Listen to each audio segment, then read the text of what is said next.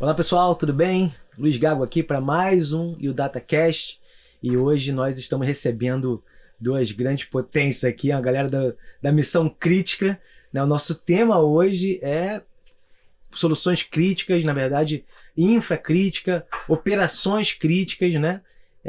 E tudo isso que envolve uma operação, e daqui a pouquinho vocês vão entender quem são essas figuras aqui, figuraças. Primeiramente, Suzarte. Se apresenta, por favor. Me fala de onde você é. Fica à vontade. Tá bom. Bom dia, gente. Me chamo Carlos Suzarte. Hoje eu estou na Globo, né? Com alguns times. Gestão de crise de tecnologia dentro da Globo. Primeiro nível de atendimento para editores. Dois times ali que fazem mais da parte de gestão de atendimento. E duas operações críticas no 24/7 ali, da parte de infra e telecom. Imagina 24/7 na Globo. Cara, tem jogo do Flamengo na sequência, tem votação do BBB. Ontem foi isso. Foi Fórmula 1, 4 horas da manhã, BBB, Fórmula 1, 16 horas jogo, Oscar, BBB. Olha, ontem foi animado. Imagina se esse cara precisa de operação crítica, né? E aí, imagina, do outro lado não precisa de uma operação tão crítica, né? Se apresenta, por favor. Bom, obrigado, Gago, pelo convite. Prazer estar com vocês, Suzarte. Meu nome é Alessandro Fernandes. Trabalho hoje como CIO e CDO da Omni, que é uma empresa de táxi aéreo, né, no Brasil. Então é a maior da América Latina, a quarta maior no mundo. Então falar de táxi aéreo é missão crítica na veia, né? Então segurança em primeiro lugar. Então assim, os desafios diários, né, de trazer uma tecnologia habilitadora, né, e segura para a companhia. Muito bacana. Bom estar aqui conversando com vocês aí sobre esse assunto tão relevante aí, né? E como a gente, como tecnologia, pode apoiar a empresa nesse sentido. Muito legal. A gente abrindo um pouco aí essa ideia de operação crítica, né? Estamos falando aqui, ó, a Globo, imagina, se sai alguma coisa do ar, credibilidade, patrocínio, problemas variados, né? Então, por outro lado, o táxi aéreo são vidas, né? São vidas. Também uma operação. Eles estão olhando um pouquinho, né, e vão pegar um pouco daquele que não entende tanto a tecnologia ou está entrando no mercado. Um jovem, alguém que está entrando no mercado. O que representa, Suzarte, uma operação crítica? Né? Olhando assim, o que é o bastidor? Porque, sabe, vai ter votação do BBB. Um exemplo, né, que acho que é bem relevante. A gente sabe que isso é uma operação crítica. Como é isso? O que seria? Como é que se pensa um plano para isso? Ou como é que se pensa contingência? É uma sala de guerra? Como é que, no dia a dia, né? Quem tá aqui, a gente tá vendo lá a imagem, a gente acha que tá tudo tranquilo, né? Mas quem tá por trás de lá, a equipe que tá por trás disso? Tá. Quando a gente olha assim, né? Parece que é só o que sai, né? Mas o BBB ele começa muito antes. A gente costuma brincar que o BBB ele começa quando acaba o BBB, né? Quando ele acaba já começa o BBB, porque a gente começa a fazer primeiro a revisão de tudo que a gente pode melhorar no primeiro momento, né? Então a gente aprende, né? Nós temos ali alguns rituais de lições aprendidas que a gente entende onde a gente pode melhorar, o que a gente não foi tão bem ali falando de tecnologia, né, durante o evento, e a gente já começa a buscar as soluções para aquilo ali. As soluções nem sempre são tão rápidas, né? Sim. Então tem soluções que elas levam um tempo muito grande, e a gente começa ali por volta de setembro, outubro, a gente já começa de fato a fazer os testes integrados, todo o plano, tudo para quando começar o BBB a gente ter o mínimo de impacto num programa ao vivo. E durante o programa ao vivo, seja uma votação, uma abertura, né? Assim, a abertura da votação, o acompanhamento da votação e o encerramento, que é onde normalmente fica realmente muito quente, a gente costuma acompanhar sempre em sala, né?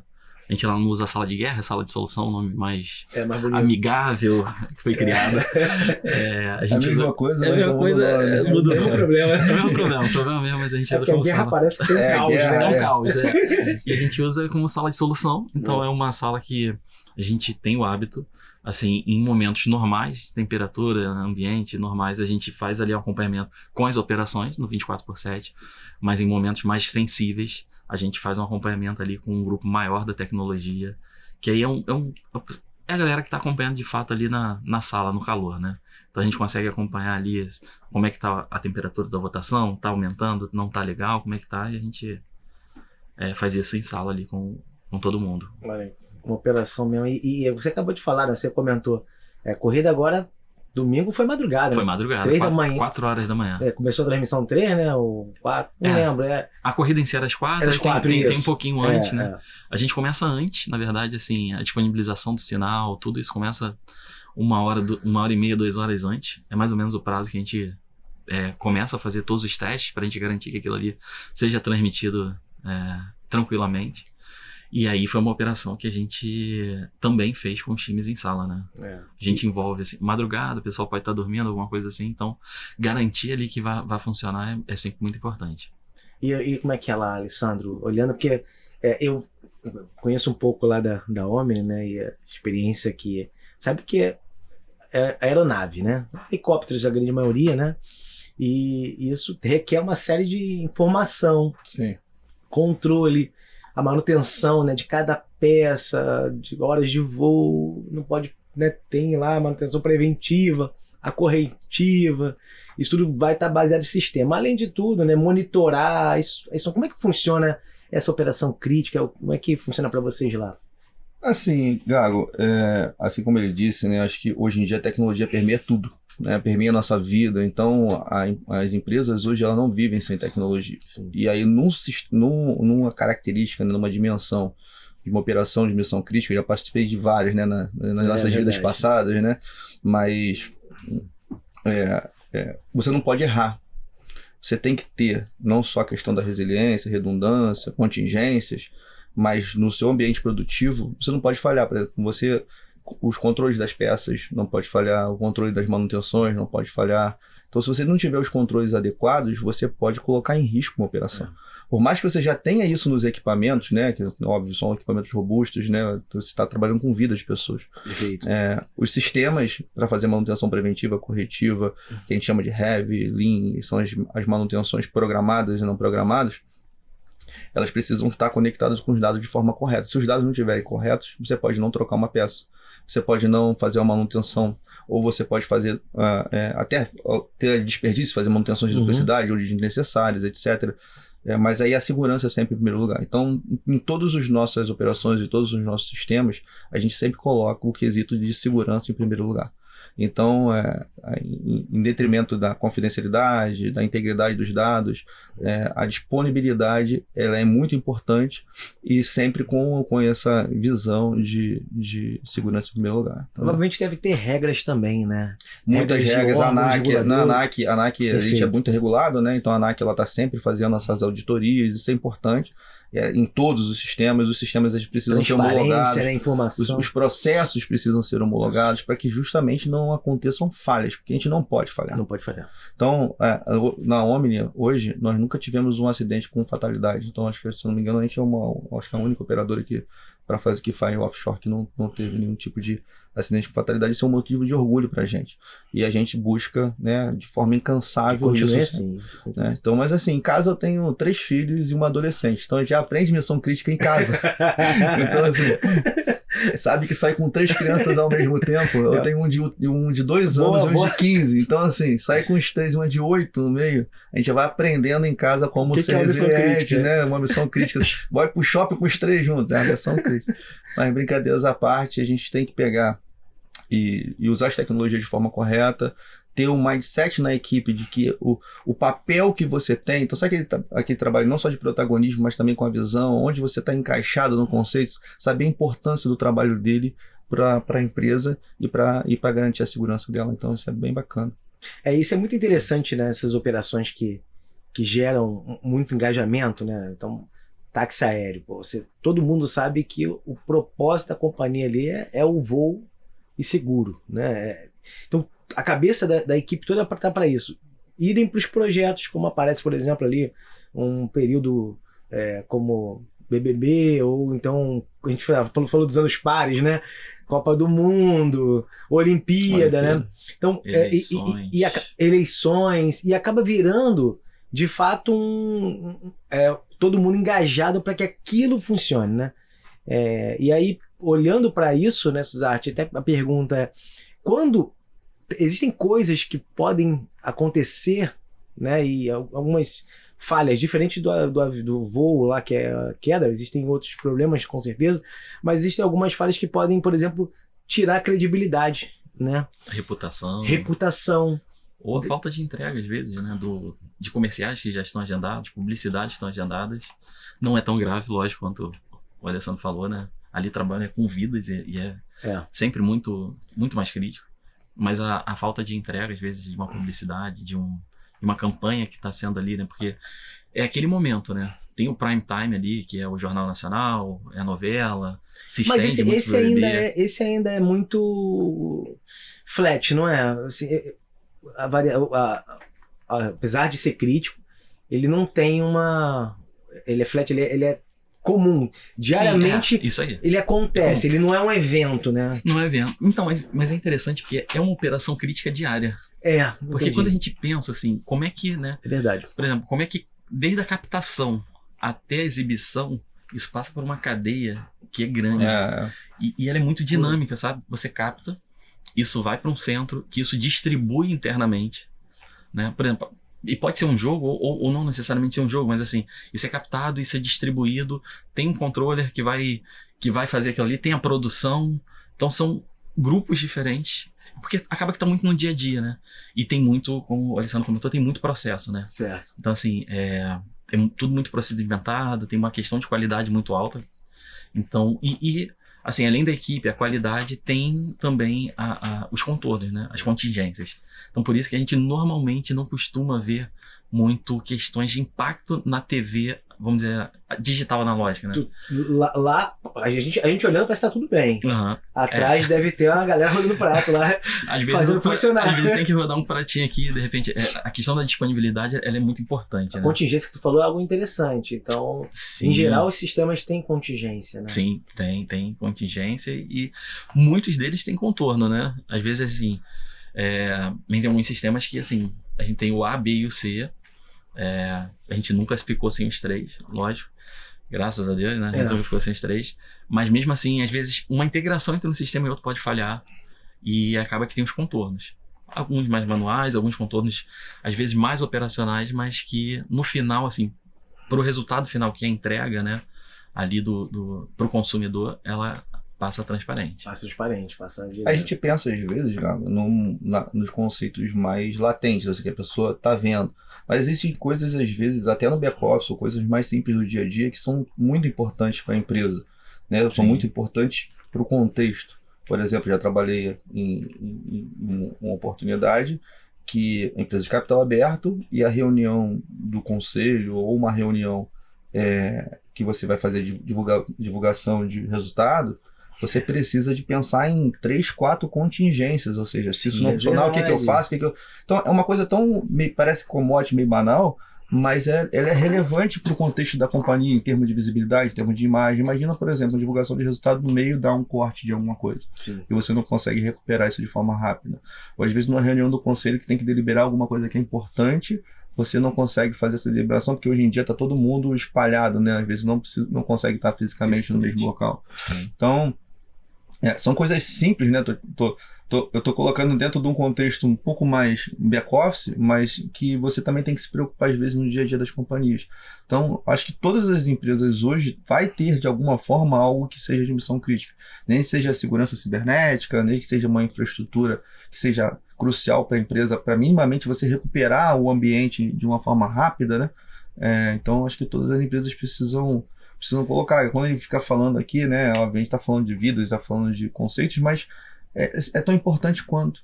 Então, por exemplo, trabalhei na Taesa no passado, né, a gente está falando de energia, transmissão de energia. Se você falhar em alguma coisa, você causa um apagão. E se você for causar um apagão, você fala, causou um apagão, perdeu energia. Não, mas tem hospitais, tem escolas, tem empresas de segurança. Verdade, tem tudo, tem desde uma estrada, monitoramento. Olha as possibilidades. E você colocar a sua equipe, aí no fim do dia tudo é feito por pessoas, entendendo o papel dela nesse contexto, de que ela afeta diretamente a qualidade da vida das pessoas. Ela pode estar afetando, por exemplo, a disponibilidade de uma energia no hospital. Entendeu? Então, assim, imagina, nós até hoje na Omni também faz resgate, né? Salvamento, tem questão de transporte médico. Então você tem uma disponibilidade de uma aeronave, uma questão sistêmica. para fazer um resgate, você pode deixar de salvar uma vida, entendeu? Então, assim, você fazer com que a sua equipe entenda a importância dela nesse contexto é bacana, caramba, acho que é muito legal.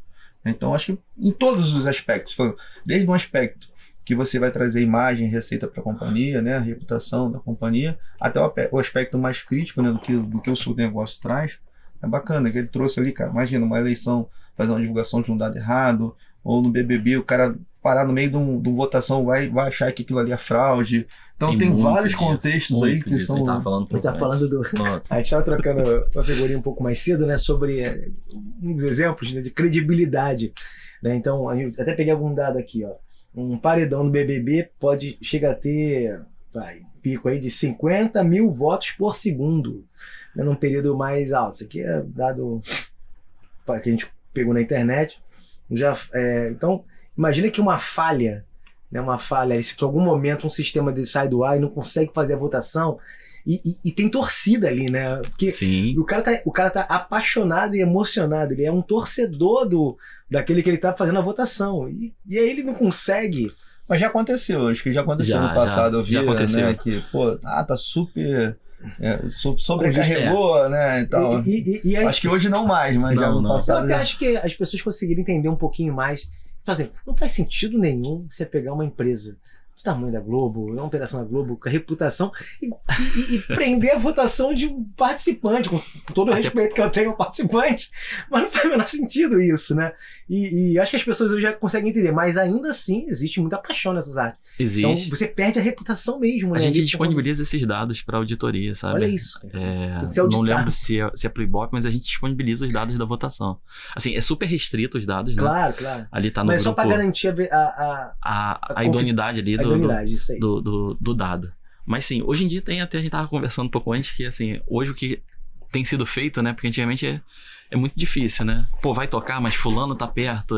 O Big Fone. O Big Fone vai tocar, tá privilegiando alguém, né? Sempre tinha alguém perto do Big Fone, não tinha jeito, né? Hoje em dia a gente faz, inclusive, uma votação para escolher qual que vai tocar, que horas, a gente avisa no início da semana, vai ter Big Fone. Pra ganhar credibilidade. Pra ganhar credibilidade ali e mostrar que realmente não tem favorecimento para ninguém. E tem que estar tudo alinhado. E aí, olhando já um pouco para essa questão, roteiro...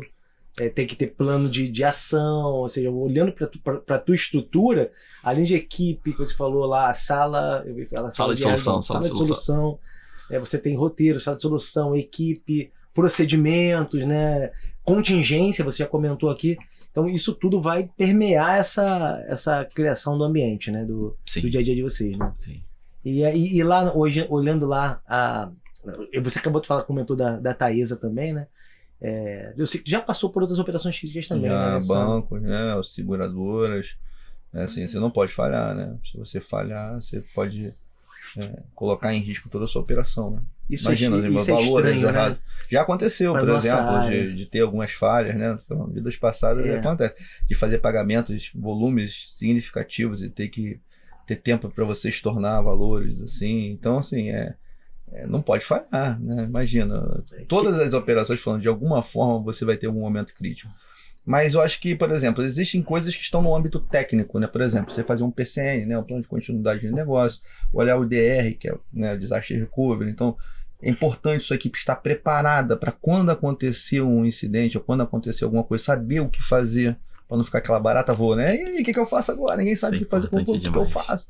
Então, assim, é importante você treinar, capacitar, inclusive fazer essas rodadas periódicas, né, de validação de que, caso ocorra, você já sabe o que fazer. Então, mais importante, às vezes, do que estar preparado para uma resposta, é a sua equipe saber o que fazer caso tenha alguma situação. Né? E aí você vai o plano A, tem o plano B, tem o plano C, e testar isso, né? E você monitorar isso, testar isso de forma recorrente. Não só o pentest, né, que é um teste de penetração ali, de segurança cibernética, mas a gente está falando de testar os teus controles, né? Não adianta você ter um RTO e um RPO muito bom se a tua equipe não sabe como recuperar. Então, no fim do dia, você vai demorar mais tempo do que o necessário. Sim. Né? Então, falando tecnicamente, aí é isso. Mas, no fundo, você olha os 3 pilares, né? Pessoas, processos, tecnologia. A tecnologia está muito no nosso core, a gente se cerca de soluções, de pontos que possam nos apoiar. Mas se as pessoas não souberem o que fazer, não estiverem engajadas, não entenderem o papel dela nesse meio, as coisas não funcionam. Não adianta. Né? E se às vezes os processos não tiverem de forma simples, adequado ao negócio da companhia, porque às vezes tenta pegar aquilo, peguei o padrão, vou colocar o padrão, só que aquele padrão ali não está encaixado para a companhia. Então o time é pequeno, o time é reduzido, ou a empresa tem processos precisam ser um pouco mais ágeis, 2, 3 pessoas que fazem o mesmo trabalho. Então é importante você ter processos adequados, pessoas engajadas em sabendo exatamente o papel dela, o que fazer quando acontecer algum tipo de ocorrência, e a tecnologia habilitadora necessária para fazer as coisas acontecerem. Um pouco disso. Caramba, a gente hoje tem usado também, né, Alessandro? Cada vez mais muito robô para evitar o erro humano, né? Porque nesses cenários críticos, cada vez mais é comum. Até aproveitando a aviação, hoje um voo Brasil-Portugal, o piloto mesmo voa ali alguma coisa na casa de minutos, né, na mão, isso porque segue algumas ordens que ele tem que botar a mão, porque Exato. Hoje você poderia entrar num avião daquele para Portugal e dizer, senhoras e senhores, não há piloto nesse voo. Ele é totalmente autônomo. Ele é totalmente autônomo, estamos indo, e ele subiria, voaria.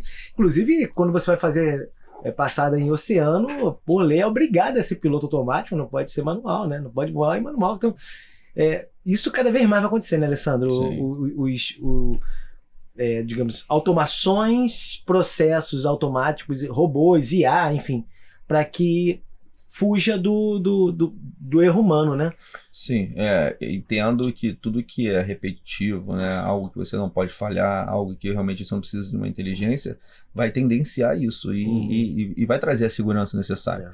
E eu acho que, né, a Microsoft roubou o nome mais bacana, que é o Copilot, né? No fim do dia, o humano ele vai trazer a inteligência para ser o copiloto disso. Então, a inteligência artificial, acho que o nome não é nem bacana, porque não é uma inteligência, né? No fim do dia, são números que dão resultados cada vez melhores. Sim. Eu acho super bacana, mas no fim do dia, ela não é uma inteligência, ela não substitui o humano. Então, a gente vai ter que aprender a como fazer essa convivência. Os robôs, eles fazem aqueles trabalhos repetitivos, né? Aquela coisa que não traz valor agregado, para que você tenha tempo para fazer coisas mais nobres para a companhia. Então, ele não substitui o humano. Ele pega aquilo que você faz que realmente não traz valor nenhum, que é repetitivo, aí você acaba não estando mais sujeito a falhas, e aí você começa a ter tempo para fazer coisas muito mais importantes para a companhia, que vai trazer valor agregado, né? Uma análise, uma verificação, uma monitoração. Exatamente. Então, acho que... Não é como uma pessoa fica olhando 24/7 um monitor e vendo que... Exato. Você precisa monitorar isso de outra forma, exemplo, mais inteligente. Nas missões críticas, você colocar uma inteligência artificial para substituir o humano é sempre muito difícil. Porque a inteligência artificial tem alucinações, a gente sabe disso. E aí, por exemplo, eu peguei um projeto numa vida passada e que a gente usou inteligência artificial, isso em 2022, e com automações, com robotizações, etc., mas que a ideia era fazer a cadeia toda no final e lá no final praticamente você automatizar a execução. Só que a homologação disso ia ser tão complexa, a gente ia demorar anos para ter certeza que a inteligência artificial ia fazer uma acuracidade bacana. Você não pode entregar uma missão crítica na mão de inteligência artificial. Então a gente pegou uma parte que era simples, que realmente trazia valor agregado, que é a parte de documentação, de inspeção, a parte toda que atendia. Responder e a gente documentos. Colocou essa automação para rodar com inteligência e trouxe algo que demorava, por exemplo, 5, 6 minutos em 3 segundos. Sim. Entendeu? Então, assim, você trouxe uma acuracidade muito bacana no algo que não é crítico, a pessoa como copiloto. Então, se a pessoa não trouxesse o resultado real, o cara conseguiria gastar os mesmos tempos anteriores e trouxe valor agregado. Então é isso, a gente entender aonde aplicar a tecnologia de forma adequada, porque não dá para você entregar seu core, né, a uma missão crítica na mão de uma inteligência artificial sem os critérios. Então acho que tem que ser feito isso de forma interativa, incremental, até que você tenha, né, controle, mantendo, né, as pessoas no centro dessas discussões, no centro desse trabalho como piloto, e deixar a tecnologia ali te ajudar e trazer esses diferenciais aí para a companhia, seja em automação, seja em aumento de produtividade, seja em aumento de velocidade, né, em segurança, em evitar falhas. Isso é muito bacana. E até provocando aqui um pouquinho a discussão, né, Suzano? Ele acabou de falar que a Microsoft pegou um nome muito bom que é o Copilot. Mas eu tenho percebido, tá, gente? É impressionante. Eu estive no Web Summit aqui no Brasil. Aham. E aí, meses depois, em novembro, eu fui no Web Summit de Portugal. Aqui no Brasil, a gente praticamente estava falando de como usar IA na prática. Era isso. Uhum. Não tinha ainda... tinha gente já usando IA, mas de que forma eu uso na prática? Tinha uma pergunta, sabe? Como é que eu exploro isso? Quando nós chegamos meses depois em Portugal, no mesmo Web Summit, só que um no Rio, uma diferença de 6 meses e o outro em Portugal, a diferença já era outra. A IA já era chato falar de IA. Porque todo mundo estava só falando de IA. E aí praticamente tomou a pauta de todo o negócio e todo mundo já estava usando. Né? E a percepção, eu não sei o quanto vocês têm visto isso em operações, é que inicialmente, de fato, eles veio muito como um copiloto. Mas hoje em dia ele tem assumido um pouco o papel, às vezes, de piloto, e nós passamos a ser copiloto dele algumas vezes, né? Então, ele começa a fazer uma série de perguntas e indagações e a gente vai respondendo a pergunta ou mandando dados para ele processar. Tem alguma coisa de operação hoje de vocês usando IA, enfim, que vocês consigam, de alguma forma, enxergar resultados? Tem sim. Assim, hoje, mas assim, são para tarefas normalmente repetitivas, né? E que, assim, não são talvez tão críticas, né? Onde, assim, ela possa tomar uma decisão ali que não vai impactar algo que seja tão crítico, né? Pode ser que futuramente, o que o Alessandro comentou é muito importante, né? A IA sem um humano não adianta, né? Perfeito. A gente tem que saber usar a inteligência artificial para alcançar um bom resultado. A gente tem ali o uso da inteligência artificial para parte de monitoração, né? Ajuda muito. Às vezes, inclusive algumas monitorações, né, assim, principalmente para a parte do digital. Tudo bem que hoje em dia a gente já não está mais falando tanto do digital e linear, né? Hoje em dia a gente está convergindo para uma única forma de entrega. Mas quando está terminando um programa, como é que a gente sabe que aquele programa está terminando, que tem que passar para um outro, qual é o gatilho daquilo ali? Isso tudo hoje em dia já existem formas de monitoração ali que geram isso para a gente, né? Então, assim, se ficou, a gente chama de black, né? Se ficou em black ali, às vezes está travado para um usuário aquilo ali, e como é que a gente pega aquilo ali? Então, tudo isso a gente já consegue fazer ali com o uso de AI e monitorações para evitar que alguém tenha que ficar olhando para um painel e assim, ó, canal tal, tá com problema XPTO. Isso não.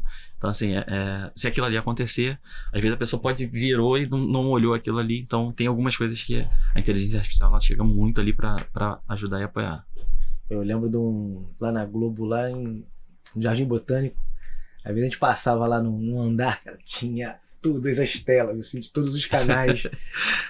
Ainda tem essas... Eu fico pensando naqueles canais que não podem passar, mas tem que estar lá aberto, né?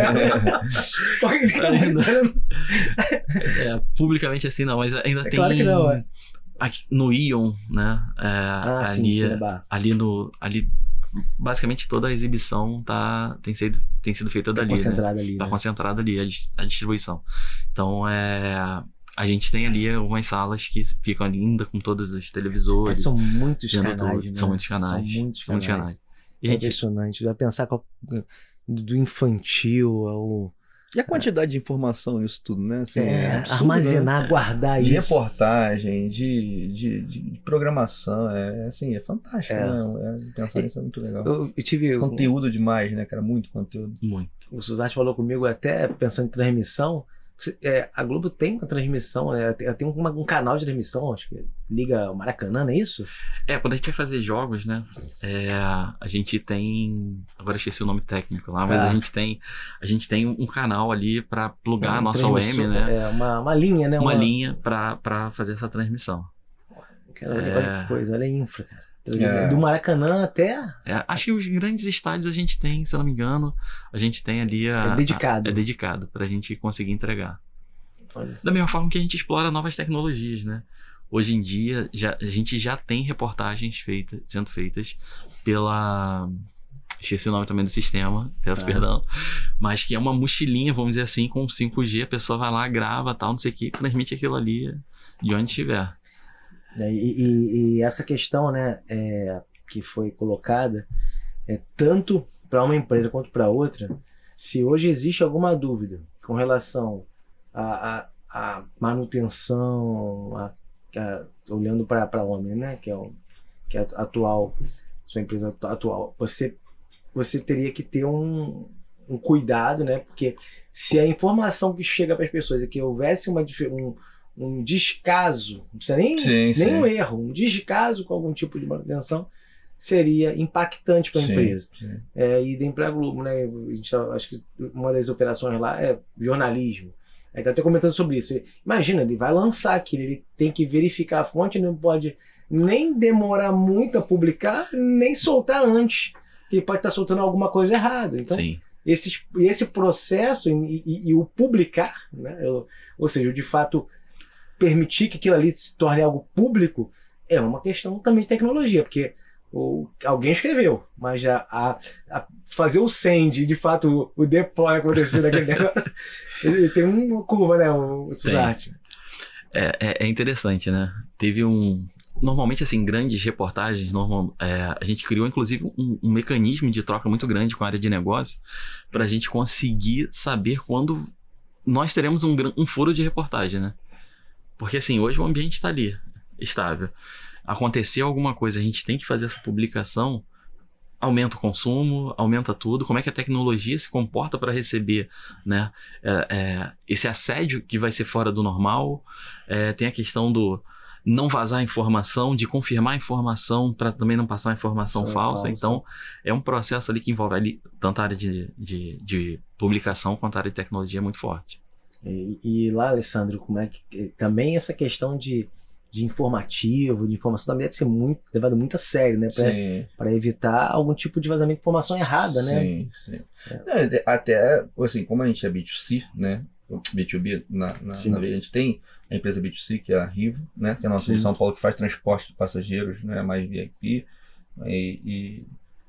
Mas no B2C, no B2B, você tem informações, né, que são importantes para a parte estratégica da companhia, que contratos, né, que licitações participar, quais são, né, a sua margem, etc. Então, toda essa inteligência por trás do negócio, não só dos seus diferenciais competitivos, seja da forma como você faz manutenção, da forma como você trabalha nos seus processos no dia a dia, como as informações estratégicas para a parte comercial, elas precisam ter, né, a sua confidencialidade ali, né, e você se preocupar com essa perda de informações, né, com essa que a gente chama de DLP, né, Data Loss Prevention, então você prevenir você perder essas informações, né? Mas quando a gente fala de missão crítica, às vezes normalmente vem à mente data center, né, parte de geradores para você não perder energia, etc, mas isso é a fundação, né? Esse aqui esse processo, inclusive, já deveria estar bem resolvido. Normalmente as empresas já pensam nisso muito bem. Eu estou numa cloud que é robusta, que você tem resiliência, etc., que tem níveis de segurança adequados. Isso normalmente as empresas pensam. Só que você permear isso para toda a sua cadeia, toda a parte de sistema, a parte de arquitetura, a parte de dados. Porque fala de IA. A IA é muito bacana, porque você tem que capacitar bem as pessoas, mas se seus dados não estiverem estruturados, a IA não vai trazer a informação de forma adequada. Ou se você não tiver dados também, né? Às vezes o dado nem existe, né? Existe. Por exemplo, vou pegar um exemplo numa vida passada, a gente está falando da parte comercial, que iria fazer um trabalho e usar a inteligência artificial para poder fazer toda a ajuda nas campanhas, na parte de marketing. Só que o vendedor não imputava os dados lá do lead. Então, assim, como é que você vai querer que uma inteligência artificial ajude você sem o lead, entendeu? São as informações básicas do teu cliente. Então, assim, é importante você pensar em toda a cadeia e você ter pessoas no seu time que trabalhem não só a eficiência, né, a parte toda de experiência do usuário, como também entendendo onde você pode contribuir de forma adequada, entendeu, com as companhias. Então, a tecnologia, ela é meio, né? Mas as pessoas é que fazem ela, transformam ela em diferenciais para a empresa. E o que você falou muito bem, assim, é tentar entender quais são os diferenciais competitivos, o que é importante na companhia e proteger isso para que isso não seja para fora. Porque assim, a gente fala muito de IA, por exemplo, a gente está falando de IA, mas as pessoas falam um pouco de governança de IA. Hoje, por exemplo, pode ter uma IA aberta na sua empresa e o cara está usando uma IA pública. Está jogando um dado público. Eu já peguei exemplos específicos de um planejamento estratégico na companhia que estava público. Entendeu? Então, assim, é é importante você conscientizar as pessoas, né, da companhia, conscientizar para que eles sejam agentes, entendendo o papel dele e como aquilo ali faz diferença para a companhia, e se aquilo ali for expatriado, ou seja, tiver em posse de um concorrente seu, de uma outra empresa, você pode prejudicar a companhia, né? Então, hoje em dia tem essa questão da governança de IA, da segurança da IA também é tão importante quanto os diferenciais que ela traz, tanto de produtividade, que é inegável, né? Todo mundo hoje em dia usa e realmente ajuda a gente a fazer Antigamente levava tempo para fazer uma ata, hoje em dia tu chega, tu faz a ata em segundos, né? Então, não só isso, como materiais, apresentações, etc., é inegável, mas ter o cuidado da governança adequada para a companhia. Suzarte, a gente já falou de operações críticas aqui, ele falou que ele tem 3 filhos, vai pro shopping. Você também tem, né? Tenho 2 meninas. 2 meninas. Uma de 15 e uma de 10. E também tá com certeza com... Tá no mesmo problema aqui. No mesmo problema, né? Mesmo problema. São 2 meninas e um menino. Então tá no mesmo problema aqui. Suzarte, como é que foi tua carreira, cara? Como é que foi parar no Operações Críticas da Globo, cara? Assim, de forma resumida, o cara que tá começando agora, como é que ele... Quero seguir inspirado, né? Também um jovem que tá ingressando, alguém que tá mudando de área. Vamos falar. Eu comecei muito na área técnica, né? Na verdade, antes mesmo, assim, se for olhar antes da tecnologia, falando só dentro da tecnologia, comecei fazendo CCNA, comecei pela parte de redes, então comecei como técnico, já fui técnico de campo, já fui técnico suporte local. Acho que essa questão de jovens, né? Eu já fiz algumas palestras em projeto social para jovens aprendizes. Legal. E é bem interessante, né? Porque assim, todo mundo quer, mas o quanto que as pessoas se preparam para estar em determinados cargos ou posições. E eu, por exemplo, fiz a faculdade e não tinha nem computador na época, né? Então eu escrevia programa ainda no papel e ia pro laboratório. A prova era no papel, né? Já fluxograma, não, né? Não, mas eu estudei. Eu cheguei a fazer fluxograma. Começar a entregar a idade, né? Mas Pascal. Já entregou a idade, Ali era tudo. E depois ia pro laboratório. Há 10 anos atrás. 10 anos atrás. Então, assim, eu comecei na parte de redes. Fui técnico, trabalhei na Estácio, na TOTUS, abri minha empresa, depois voltei para o mercado de trabalho e fiquei um tempo na Petrobras. E aí da Petrobras fui para a IBM, aí foi IBM e depois de Globo, assim, resumidamente, né? Então tem um trajeto, né? Hoje as pessoas têm tentado furar muito fila, né? E passar direto, né? Sim. Mas essa história, às vezes, ela constrói aí uma série de lições, né? Que falta um pouquinho hoje, né? Sim. A gente tem Passar por certos problemas às vezes é importante, né? Para você saber como lidar. Um ponto que o Alessandro comentou aqui é bem interessante, assim, algo crítico ele não começa quando dá o problema, né? Ele começa muito antes. Você tem que saber reagir ao problema quando o problema acontece. Então, por exemplo, quando a gente pensa ali na gestão de crise e tecnologia, a gente se prepara muito para aquilo ali quando acontecer, né? Então a gente tem os playbooks, assim, se a gente for olhar assim, a gente consegue cuidar de todos os sistemas? Não. Né? A gente não consegue conhecer profundamente todos os sistemas que a Globo tem. Mas quando a gente fala dos principais sistemas, o G1, GE, G-Show, Globoplay, que são os sistemas que realmente vão gerar um impacto ali para o nosso consumidor, para a reputação, uma perda financeira, a gente conhece bem aquilo ali, a gente tem playbook. Então a gente se prepara muito tempo antes para quando acontecer a crise, aquilo ali ser o mínimo possível. Então assim, a gente tem crises, né, que não geram percepções de impacto para fora da Globo. Porque elas já são tratadas ali, às vezes no meio da tarde a gente tem um problema na publicação, mas que não é percebido ali pelo nosso cliente, né? E isso é muito importante, é muito interessante a gente estar preparado para aquilo ali quando acontecer com pessoas, processos e ferramentas, que é a tecnologia, né, que é que acaba possibilitando isso tudo, para quando acontecer a gente tratar isso daí de uma forma tranquila. E lá, Alessandro, como é que foi essa carreira aí? Começou tem uns 5 anos. Não, cara. Eu comecei em 1960. Quando começa 1960, você sabe que Então, Você fala de nome de sistema que ninguém lembra mais, né? Pô, passei pelo bug do ano 2000, né? Então, você sabe. Mas, assim, eu sou um cara garoto da periferia do Rio de Janeiro, Zona Norte. Então, assim, brinquei muito na rua, estudei minha vida toda em colégio público. E um belo dia, eu não faço ideia, porque eu falei, cara, eu quero trabalhar com computador. Não tinha ideia do que era isso. Falei com meu pai, quero trabalhar com computador. Já devia estar ali perto do ensino médio, né? Aí ele, pô, mas não tem referência, não tem ninguém assim perto do que eu quero.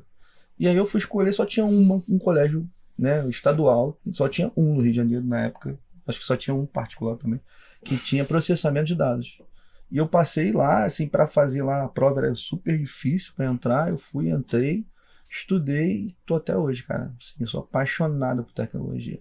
Você fala assim, por quê? Eu não faço ideia, mas assim, porque é louco o cara que trabalha com tecnologia, o cara tem que gostar muito. Eu tô falando, eu fiz faculdade, fiz um curso, várias pessoas entraram, não tinham ideia do que seria, e assim, não continuam, porque precisa gostar. Aí, pô, Alessandro, como é que eu vou saber se eu gosto ou não de tecnologia? Cara, tenta.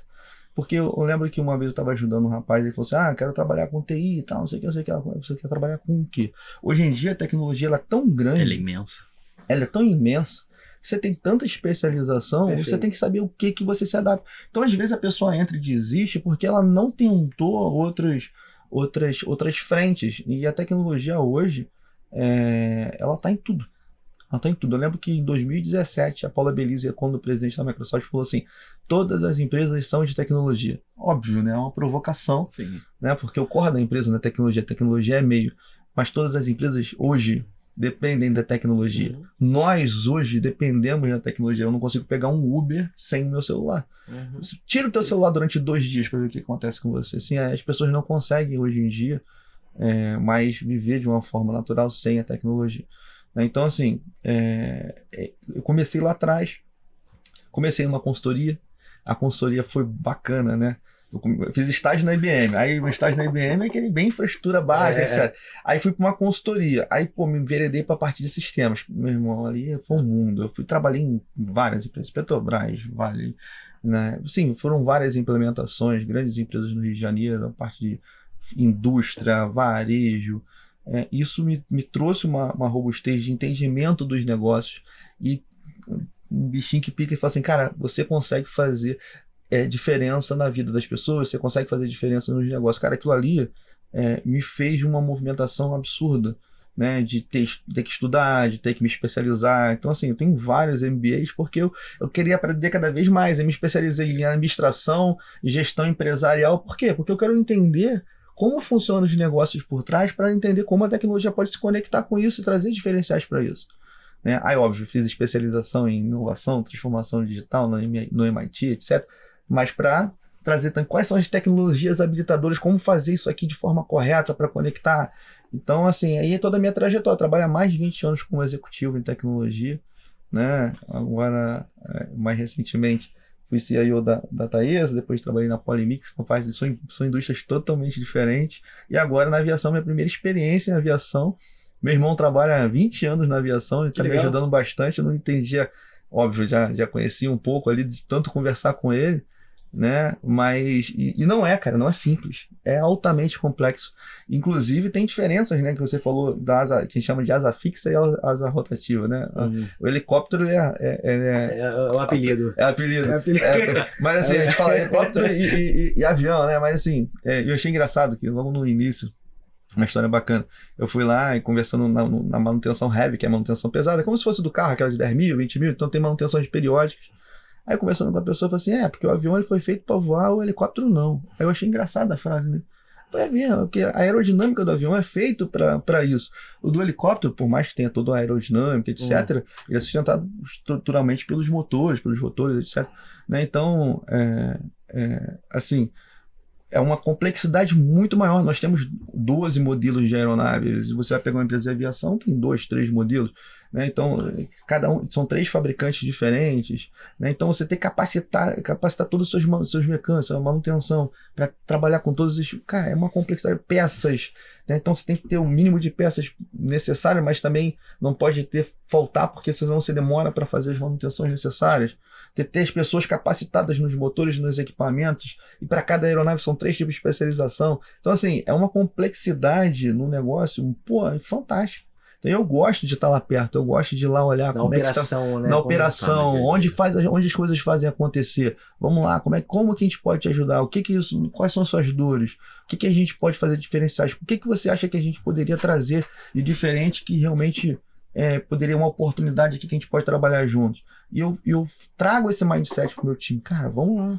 A gente tem que ajudar as pessoas, a gente tem que ajudar a companhia a dar um salto, né, de qualidade, para que o cara faça o trabalho dele da melhor forma possível, da forma mais tranquila possível.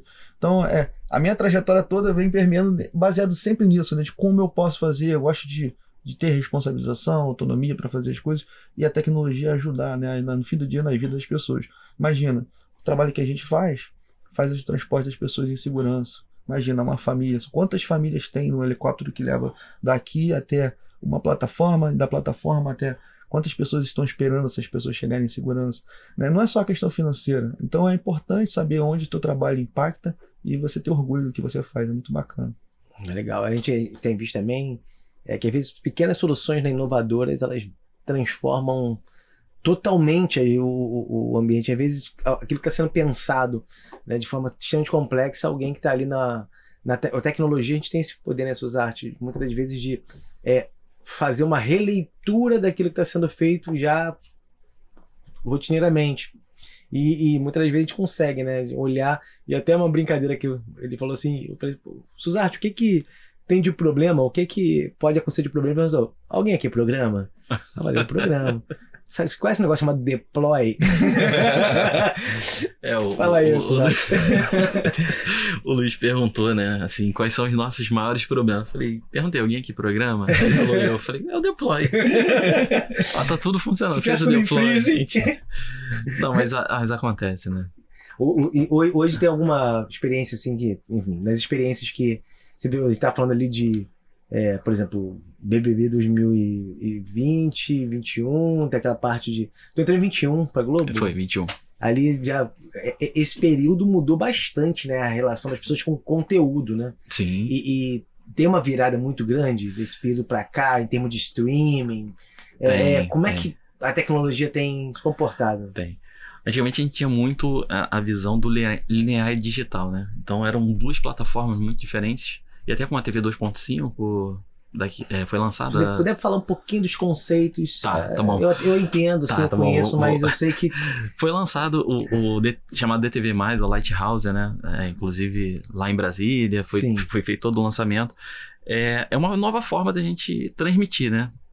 Não sei o quanto que vocês já testaram, mas na própria TV, independente se está usando o Globoplay ou não, você consegue ter algumas interatividades, né? Sim.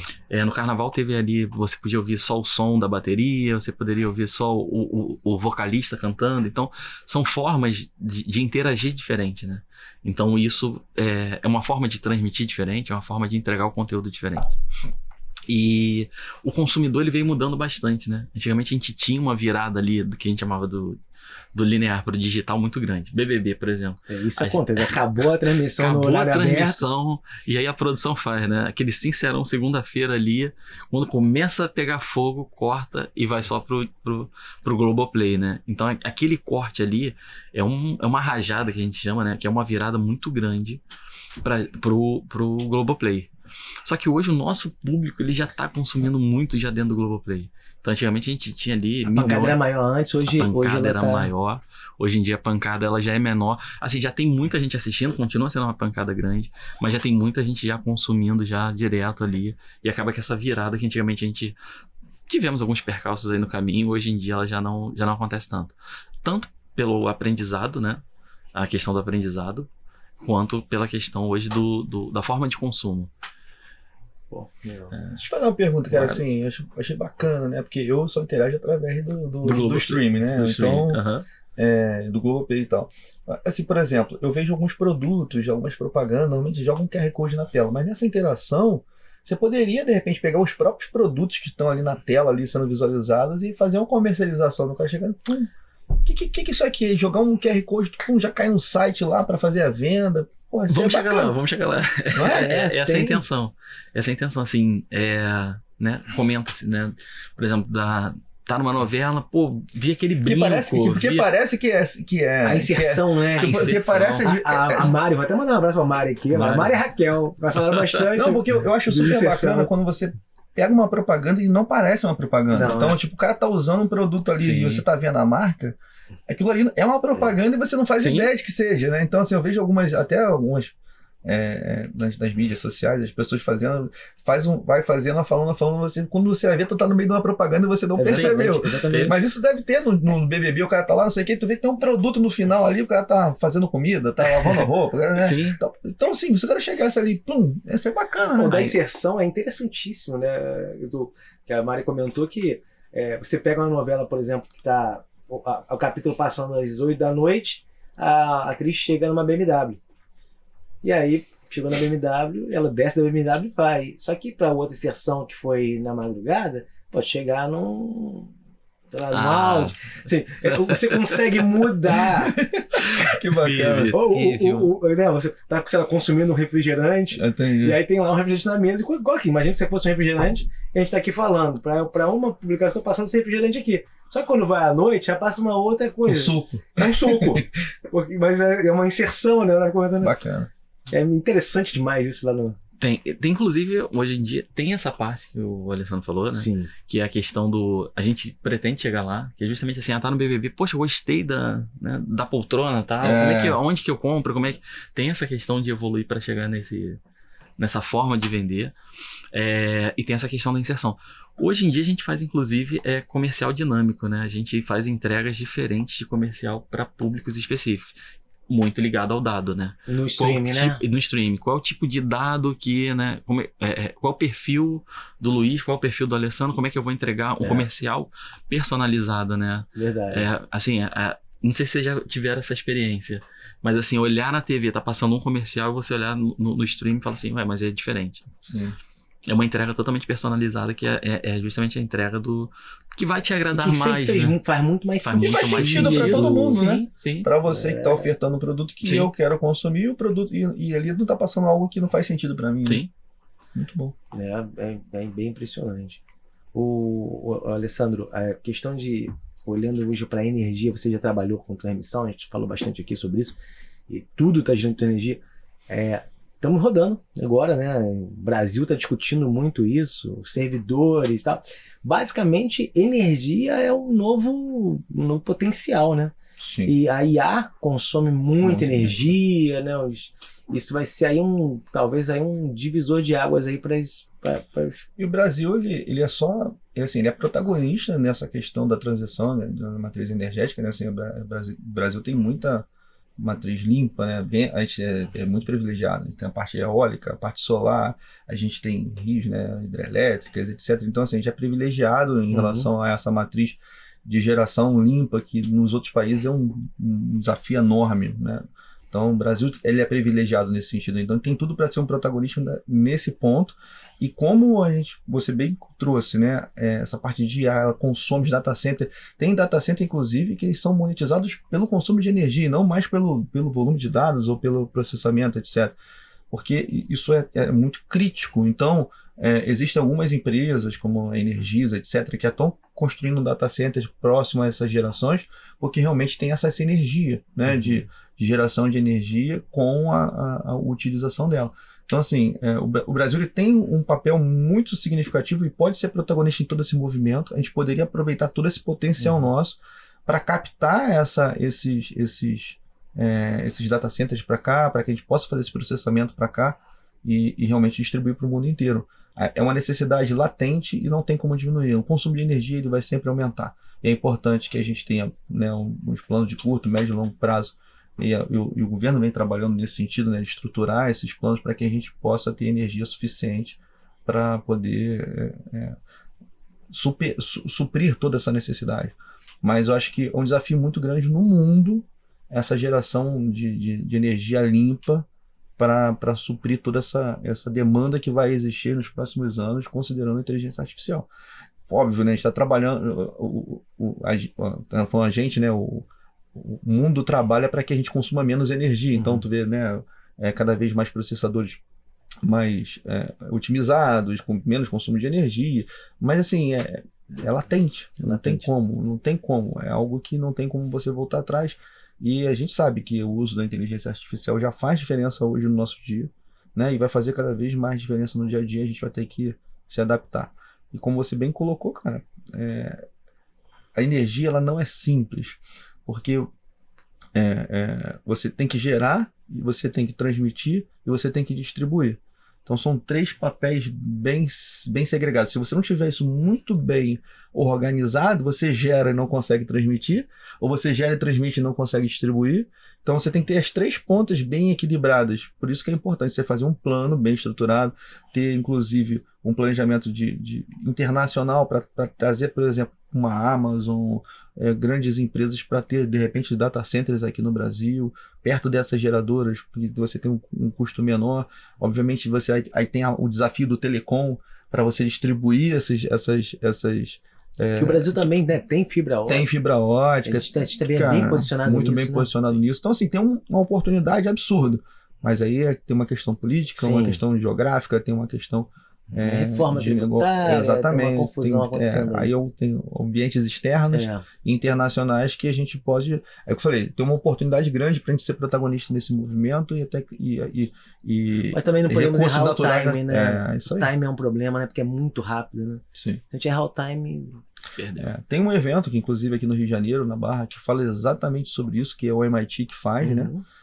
Sobre energia, então é bacana, né, as pessoas poderem participar e discutem muito sobre isso, sobre não só o âmbito nacional, como o âmbito internacional da energia para o mundo. Acho muito bacana. Bacana. Suzarte, a gente já caminhando para o fim, cara. Passou muito rápido. Fazer aqui rapidamente, olhando para uma operação, né, você falou, tem 2 coisas que eu acho importante, que a gente falou bastante.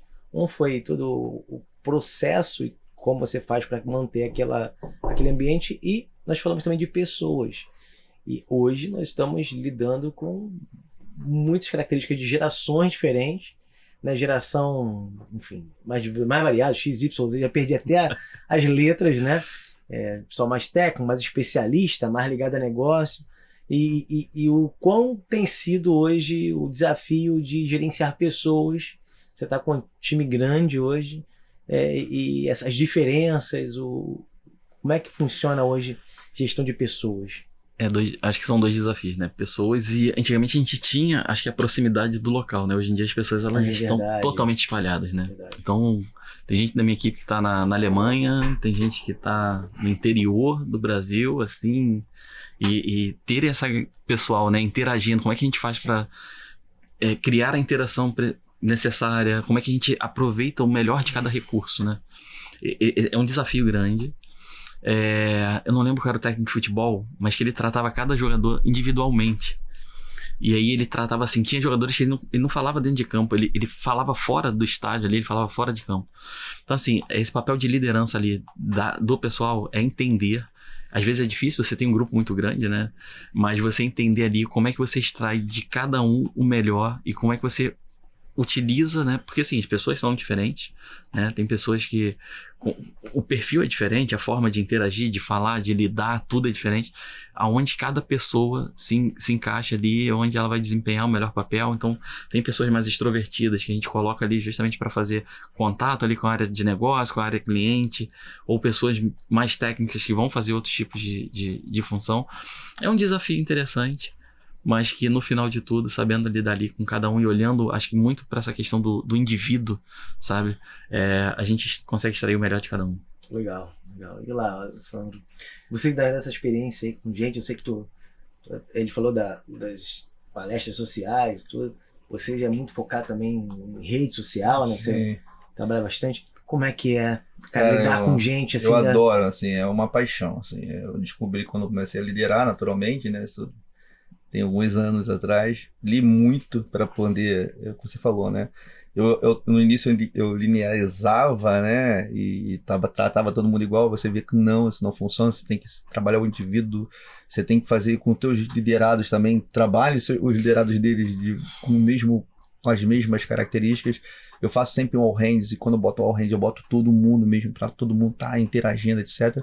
Mas nós hoje temos um privilégio e um grande desafio ao mesmo tempo, que é trabalhar com 4 gerações ao mesmo tempo. E isso, eu acho isso fantástico. Porque, assim, traz uma dificuldade, naturalmente. Não um choque. Sabe, imagina isso, sabe quando você vai passando na fase do videogame? Nós pertencemos a uma geração. A uma delas somos nós, né? Exato. E eu nasci numa transição de uma geração para outra ali, né? Tem pessoas que nasceram nesse limiar ali, às vezes se coloca mais de um lado, se coloca mais do outro, ainda tem essas pessoas. Mas é isso que ele falou, foi muito bem colocado, né? Do Sartre trouxe.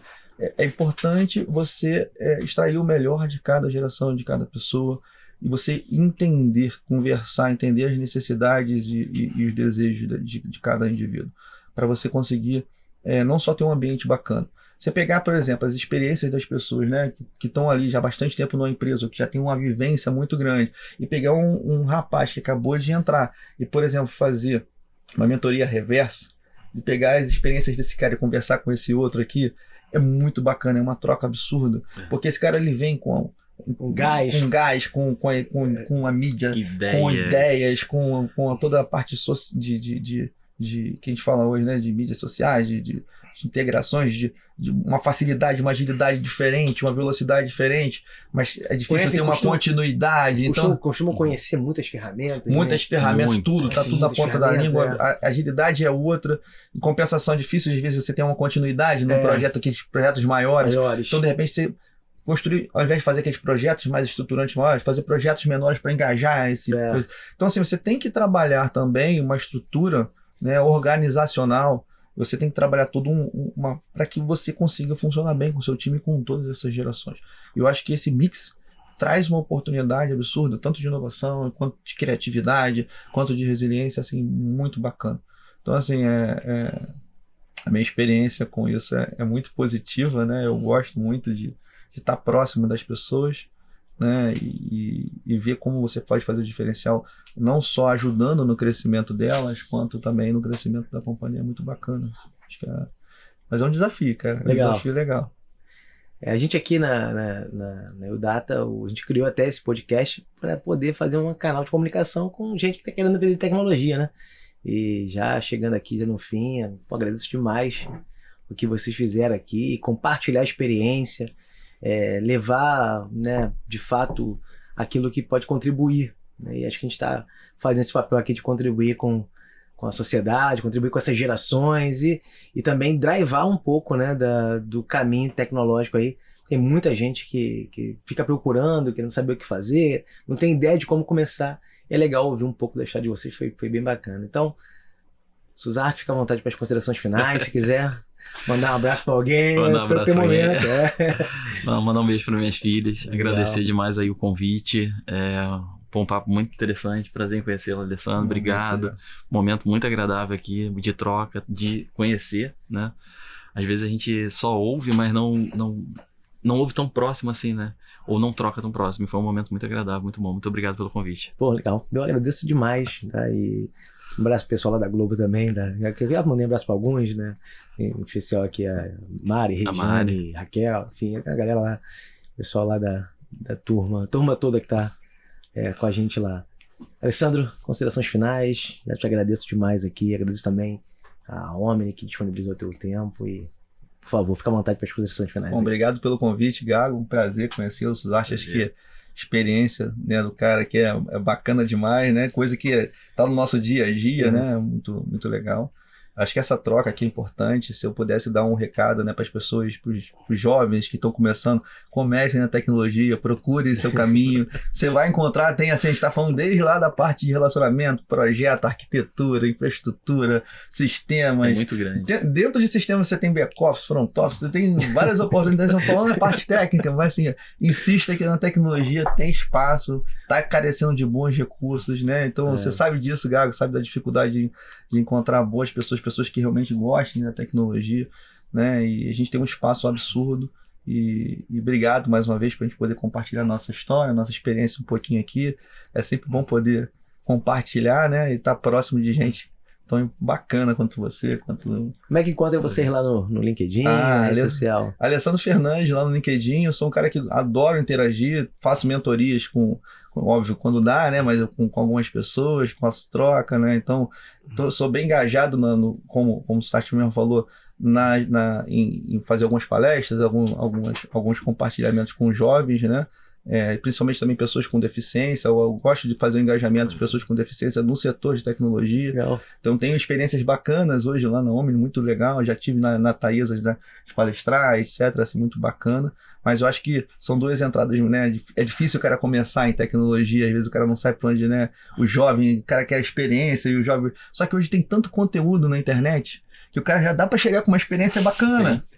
Né? Então, assim, procurem, corra atrás e se precisar de ajuda, me achem no LinkedIn, Alessandro Fernandes, vou estar à disposição. Carlos Arte, também lá no LinkedIn. Pessoal, é isso. Legal? Obrigado, Gago. Agradeço você que pôde assistir com a gente até agora. Lá pro YouTube, né? Você que tiver nos assistido por essa plataforma, dá um joinha lá, dá um curte, né, nosso vídeo, compartilha, segue a gente, né, nas redes sociais e, enfim, compartilha também com um amigo, com alguém que está interessado em tecnologia, quer saber mais, sempre traz aqui, a ideia é essa, né? Uma mesa com 2 empresas, clientes e amigos também que falam de tecnologia. Então, fica aí o convite também para seguir nossas redes sociais. Eu sou o Luiz Gago e muito obrigado pela sua presença e até a próxima. Obrigado, pessoal. Valeu mesmo. Obrigado. Obrigado.